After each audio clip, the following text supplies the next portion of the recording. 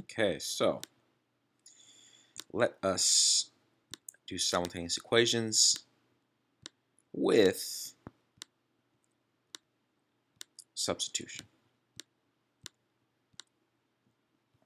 3y plus 4x equals 12.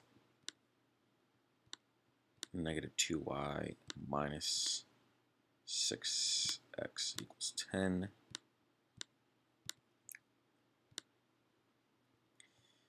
So normally, I like to keep things positive if at all possible. So let's subtract 4x from the top one. You got 3y equals 12 minus 4x. Then you divide both sides by 3, but you're going to get a fraction, right? And you don't necessarily want fractions. So let's back up here. These are all even. So there's a couple things you could do, right? You could divide the whole thing by negative 2, and then move everything over, or you could just move everything over. So let's just move everything over, since we're going to do it anyway. So let's do negative 2y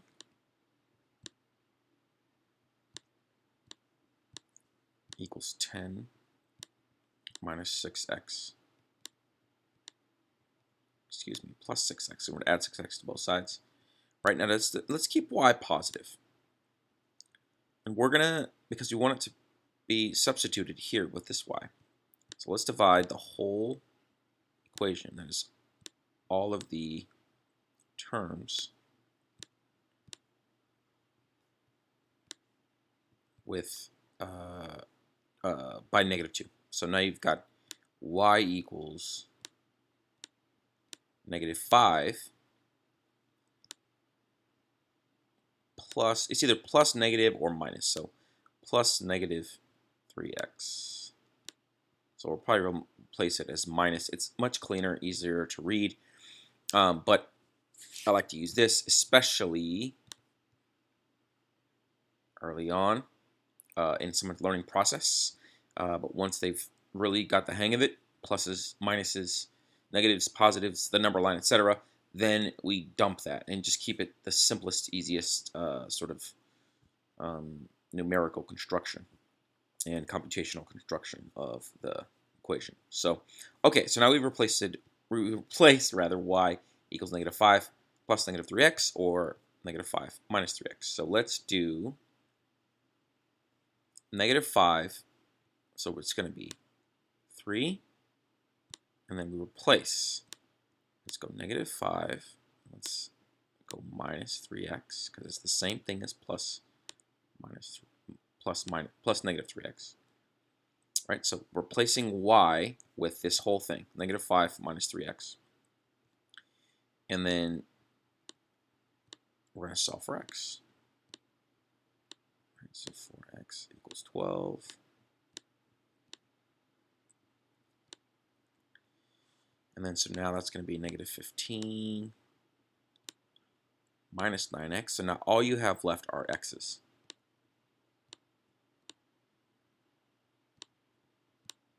Plus 4x equals 12. So negative 9 plus 4x is negative 5x, right? But if you move it over here, it's going to be plus 5x. So you have 5x. Let's move it over here. 5x equals, now let's subtract 12 from both sides, and you've got negative 27. Because negative 15 minus 12 is farther left on the number line from negative 15, so it's going to be more negative. And this is an equal sign, not a negative sign. Okay, so and then 5, and then 5. So x equals negative 27 over 5. All right, so that's our x. Now we take that negative 27 fifths and we plug that in to either the top one or the bottom one. So negative 27 fifths is x.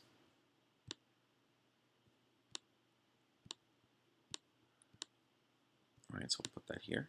X equals negative 27 fifths.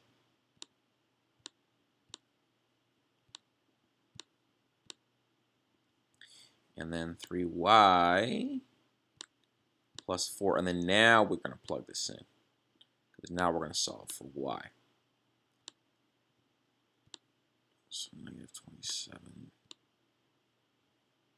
fifths.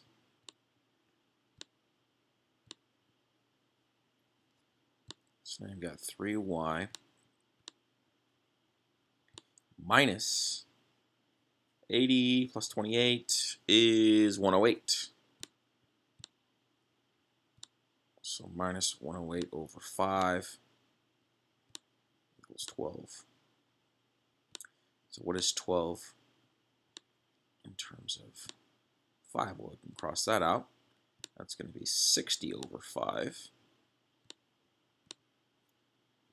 So now when we add 108 over 5, we've got our LCD. So we're going to add 108. Easier to see if we just do it horizontally, but you could do it vertically.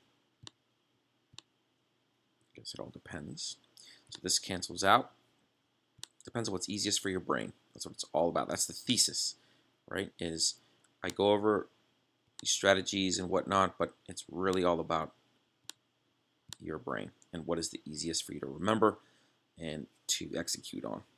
Because everyone's different, right? So 168 over 5, but I'm just giving you the tricks and tips that help me and hopefully helping in terms of memory as well. So 168 over 5. Now divide by 3, which is the same as multiplying by what? By 1/3 exactly. So multiply by the reciprocal of 3, which is 1/3. So we got y equals whatever this is. So if you can add up these digits, 1 plus 6 plus 8, and that's divisible by 3, those digits, that sum is divisible by 3, then that number is divisible by 3. So 8 plus 6 is 14, plus 1 is 15, so 15 is divisible by 3. So that means 168 is divisible by 3. So 3 divided by 3 is 1. And 168 is going to be 3 goes 16 divided by 3 is 5. Right? 16 minus 15 is 1. Bring down the 8, that's 18. 3 times 6 is 18, exactly. So in the final analysis, we've got x equals negative 27 fifths. And y equals 56 fifths. Now, if you're not looking at a value, if you're looking at an actual, like a bunch of items or, not items, but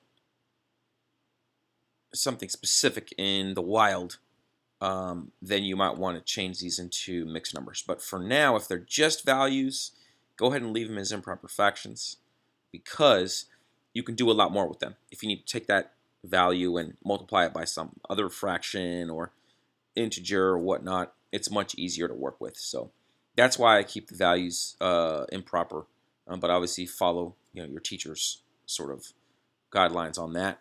And yeah, so y equals 56 fifths. If you're doing this for a class, if you're brushing up on this for a class, and x equals negative 27 fifths.